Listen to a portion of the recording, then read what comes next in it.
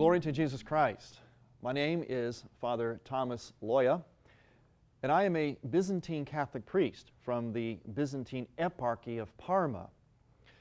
You see, in the Byzantine Catholic Church, we call our diocese eparchies. So I'm from the Eparchy of Parma. And you know, God was a great designer, a great artist, a creator. And art was a field that was always of special interest to me, and still is. So I'm going to welcome all of you into my art studio, where we're going to talk about God. We're also going to talk about what it really means to be Catholic. In other words, we're going to learn to see through the artist's eyes all about God's creation, and learn about God, and learn about what it really means to be Catholic. For those of you who may not be familiar with what it is to be a Byzantine Catholic priest, or the Byzantine Catholic Church, I can explain that very simply, but I'm going to need some help from you. I need you to think a little bit historically. Think of the world, imagine the world, and divide it in half. We're going to make Italy the dividing point.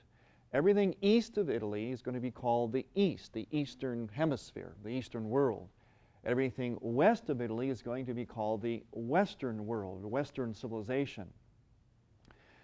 As civilizations and cultures developed, they developed primarily along these two worldviews, an Eastern worldview and a Western worldview. Pope John Paul II called this two lungs, the church breathing with two lungs. And as civilizations grew, they took on this character of an Eastern worldview and a Western worldview, which eventually became the character of the church. See, when the gospel spread to different parts of the world, it took on the flavor of those cultures. So there was basically an Eastern expression of the gospel of the church and a Western expression, the same church, the same basic belief, but two fundamentally different ways to experience that one same faith.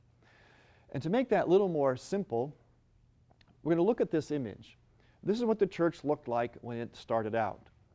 You'll notice there's a blue area and an orange area, two different shapes, but they're united together.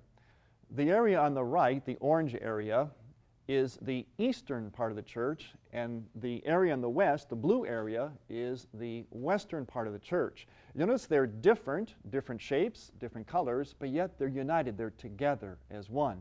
Two, yet one. That was the character of the church as it spread, as it began in the first 500 years. But there is a little problem that arose. There was a disagreement within the eastern part of the church, and so there was a split. This happened in the 5th century. But the more important event was in the year 1054 AD. This is when both the East and the West split from each other. They excommunicated each other in what is known as the Great Schism. And so there was almost like a divorce, as it were. The East and the Western churches split from each other. The Western part of the church, the part on the left, the blue part, began to be known as the Roman Catholic Church, which it is known to this day, from 1054 AD to today. The orange part, the eastern part, called itself the Eastern Orthodox Churches. Well, if we fast forward about another 500 years, starting in about the 15th and 16th centuries, parts of the Eastern Church reunited with the Western Church, but only parts of it. That part, they reunited with Rome, and Rome with them, is what we call the Eastern Catholic Churches. So that's what I am. The Byzantine Catholic Church is one of the many Eastern Catholic churches in union, full communion with the Pope of Rome, and the Pope of Rome with them. So you have these sections of the Eastern Orthodox churches that reunited with Rome, but just parts of them. There's actually about 21 different ways to be Catholic. Being Catholic doesn't mean just being Latin Rite or Roman Catholic. It means many different styles of Catholicism, all with the same belief, with the same Pope, but different styles of expression. You notice also at this time of history, in the Western Church there was a break. We call that, of course, the Protestant Reformation.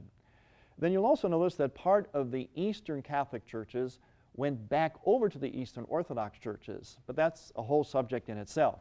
The important thing is here, in this stage of history, is that the Catholic Church still retains its Eastern and Western characters. In other words, it's two lungs, even though it's missing some parts.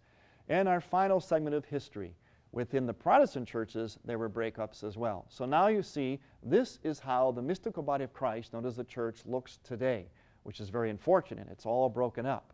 It should look like this. two lungs breathing together as one, the Eastern churches and the Western churches, but yet one church.